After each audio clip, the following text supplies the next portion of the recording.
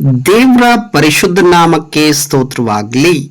ಈ ದಿನದ ದೇವರ ವಾಕ್ಯ ಆದಿಕಾಂಡ 41ನೇ ಅಧ್ಯಾಯ 41-42ನೇ ವಾಕ್ಯ. ಫರೋಹನು ಯೋಸೇಫನಿಗೆ, ನೋಡು, ಐಗುಪ್ತದ ದೇಶದ ಮೇಲೆಲ್ಲ ನಿನ್ನನ್ನು ಅಧಿಕಾರಿಯನ್ನಾಗಿ ಇಟ್ಟಿದ್ದೇನೆ ಎಂದು ಹೇಳಿ ತನ್ನ ಕೈಯಿಂದ ಮುದ್ರಿಕೆಯನ್ನು ತೆಗೆದು ಯೋಸೇಫನ ಕೈಗೆ ಇಟ್ಟು ಅವನಿಗೆ ನಾರುಮಣಿಯನ್ನು ಹೊದಿಸಿ ಅವನ ಕೊರಳಿಗೆ ಚಿನ್ನದ ಸರಪಣಿಯನ್ನು ಹಾಕಿಸಿ ತನಗಿದ್ದ 2ನೇ ರಥದಲ್ಲಿ ಕುಳ್ಳಿರಿಸಿ ಅವನ ಮುಂದೆ ಅಡ್ಡ ಬೀಳಿರಿ ಎಂದು ಪ್ರಕಟಿಸಿದನು. ಅವನು ಐಗುಪ್ತ ದೇಶಕ್ಕೆ ಸರ್ವಾಧಿಕಾರಿಯನ್ನಾಗಿ ಇಟ್ಟನು.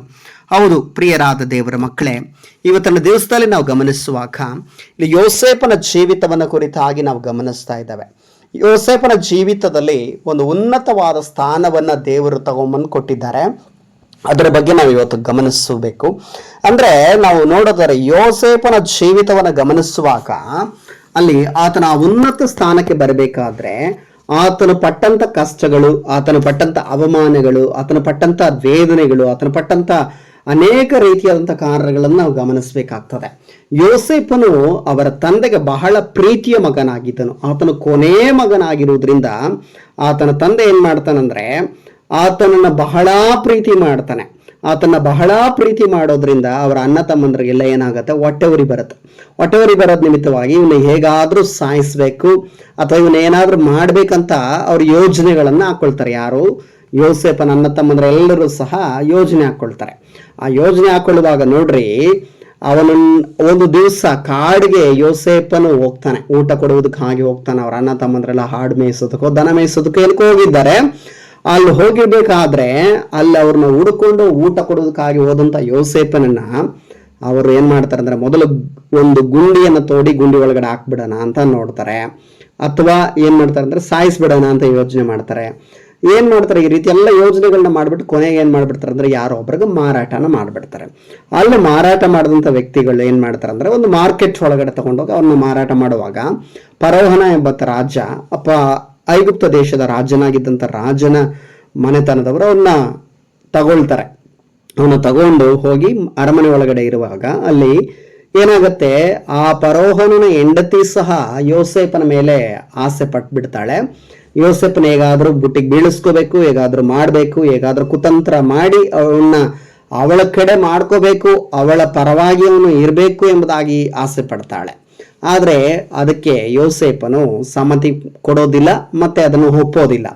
ಈ ರೀತಿಯಲ್ಲಿ ಇರಬೇಕಾದ್ರೆ ಅವನ ಮೇಲೆ ತಪ್ಪು ಹೊರಿಸ್ತಾರೆ. ಇಲ್ಲ ಸಲ್ಲದ ತಪ್ಪುಗಳನ್ನು ಹೊರಿಸಿ ಏನ್ ಮಾಡ್ತಾರೆ, ಅವರನ್ನ ಜೈಲೊಳಗಡೆ ಅಂದ್ರೆ ಸೆರೆಮನೆ ಒಳಗಡೆ ಹಾಕ್ಬಿಡ್ತಾರೆ. ಸೆರೆಮನೆ ಒಳಗಡೆ ಹೋದಂತ ಯೋಸೇಫನ ಜೀವಿತದಲ್ಲಿ ಸೆರೆಮನೆನೇ ಅವನ ಜೀವಿತ ಅಂತ ಅನೇಕರು ಆಲೋಚನೆ ಮಾಡುವಂತ ಒಂದು ಸಮಯ ಸಂದರ್ಭಗಳು ಬರುವಾಗ ಈ ರಾಜನಿಗೆ ಒಂದು ಕನಸು ಬೀಳುತ್ತೆ. ಕನಸುಗಳನ್ನ ಅರ್ಥ ಹೇಳೋದಕ್ಕೆ ಯಾರೂ ಸಹ ಸಿಗದೇ ಇರುವಂತ ಸಂದರ್ಭದಲ್ಲಿ ಆ ಸೆರೆಮನೆ ಒಳಗಡೆ ಯೋಸೇಫನೊಟ್ಟಿಗೆ ಇದ್ದಂತ ಒಬ್ಬ ಸ್ನೇಹಿತ ಏನ್ ಮಾಡ್ತಾನೆ ಅಂದ್ರೆ, ಒಬ್ಬ ಇದ್ದಾನೆ ಯೋಸೇಫನ್ ಎಂಬಂತ ವ್ಯಕ್ತಿ ಇದ್ದಾನೆ ಎಂಬುದಾಗಿ ಹೇಳುವಾಗ ಯೋಸೇಫನ ಕರೆಸ್ತಾರೆ. ಯೋಸೇಫನು ಆ ಒಂದು ಕನಸುಗಳ ಅರ್ಥಗಳನ್ನು ವಿವರಿಸಿ ಹೇಳುವಾಗ ಅವನೇನ್ ಮಾಡ್ತಾನಂದ್ರೆ ರಾಜನಿಗಿರುವಂತ ಸ್ಥಾನಕ್ಕಿಂತ 2ನೇ ಸ್ಥಾನದಲ್ಲಿ ಅಂದ್ರೆ ಮಂತ್ರಿಯಾಗಿ ಅವನ್ನ ಕೂರಿಸ್ತಾನೆ. ಸರ್ವಾಧಿಕಾರಿಯಾಗಿ ಅವನ್ನ ಮಾಡ್ತಾರೆ. ಅಂದ್ರೆ ಸೆರೆಮನೆಯಿಂದ ಅರಮನೆಗೆ ದೇವರು ಅವನನ್ನು ನಡೆಸೋದನ್ನ ನಾವು ಗಮನಿಸ್ತೇವೆ. ಪ್ರೀತಿಯ ದೇವರ ಮಕ್ಕಳೇ, ನಿಮ್ಮ ಜೀವಿತದಲ್ಲೂ ಸಹ ಅನೇಕ ಕಷ್ಟಗಳು, ವೇದನೆಗಳು, ದುಃಖಗಳು, ಅವಮಾನಗಳು, ನಿಂದೆಗಳು ಇದೆಯಾ?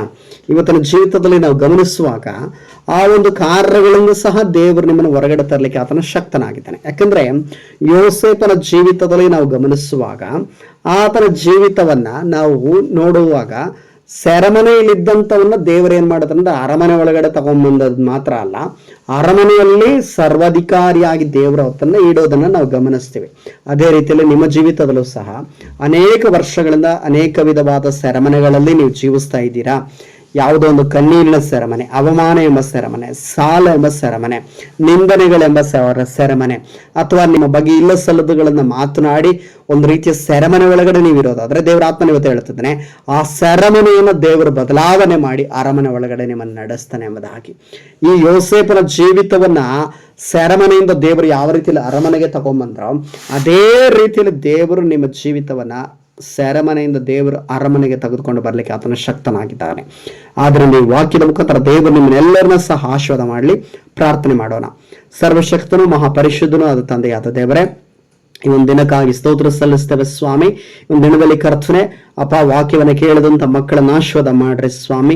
ವಾಕ್ಯವನ್ನು ಕೇಳುವಂಥ ಮಕ್ಕಳು ಎಂಥ ಪರಿಸ್ಥಿತಿಗಳಿದ್ದಾರೋ ನನಗೆ ಗೊತ್ತಿಲ್ಲ ದೇವರೇ, ಆದರೆ ಸ್ವಾಮಿ ಎಂಥ ಒಂದು ಸೆರೆಮನೆ ಒಳಗಡೆ ಅವ್ರು ಜೀವಿಸ್ತಾ ಇದ್ದಾರೆ ನನಗೆ ಗೊತ್ತಿಲ್ಲ. ಅವಮಾನ, ನಿಂದನೆಗಳು, ಅಪಮಾನಗಳು, ಅಪಜಯಗಳು, ಅಥವಾ ಸ್ವಾಮಿ ಯಾವುದೋ ಒಂದು ಇಲ್ಲಸಲ್ಲದ ಹೆಸರುಗಳು, ಇಲ್ಲಸಲ್ಲದ ಕೆಟ್ಟ ಕೆಟ್ಟ ಹೆಸರುಗಳು ಅವರ ಮೇಲೆ ಬಂದಿದೆಯೋ ನನಗೆ ಗೊತ್ತಿಲ್ಲ ಸ್ವಾಮಿ. ಆದರೆ ಕರ್ತನೆ, ಅವರಿರುವಂಥ ಸೆರೆಮನೆಗಳನ್ನು ಕರ್ತನೆ ಮಾರ್ಪಾಡು ಮಾಡಿ ಅವರನ್ನು ಅರಮನೆ ಕಡೆಗೆ ನಡೆಸೆಂಬುದಾಗಿ ನಾನು ಪ್ರಾರ್ಥಿಸ್ತಾ ಇದ್ದೇನೆ ಸ್ವಾಮಿ.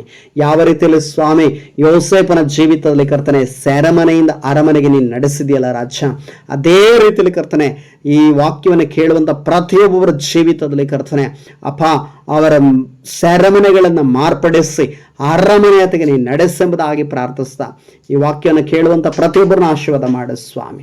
ಕರ್ತನೆ, ನೀನು ಆಶೀರ್ವಾದ ಮಾಡಿದ್ದಕ್ಕಾಗಿ ನಿನಗೆ ಸ್ತೋತ್ರ ಸಲ್ಲಿಸ್ತಾನೆ. ಎಲ್ಲ ಸ್ತುತಿಯು, ಘನವು, ಮಾನವ, ಮಹಿಮೆ ನಿಮಗೊಬ್ಬರಿಗೆ ಸಲ್ಲಿಸುತ್ತಾ ನಜರೇತಿನ ಯೇಸು ಕ್ರಿಸ್ತನ ನಾಮದಲ್ಲಿ ಪ್ರಾರ್ಥಿಸ್ತಾ ಅದನ್ನು ತಂದೆಯ ದೇವರೇ, ಆಮೇನ್, ಆಮೇನ್, ಆಮೇನ್. ದೇವರು ನಿಮ್ಮನ್ನು ಆಶೀರ್ವದಿಸಲಿ.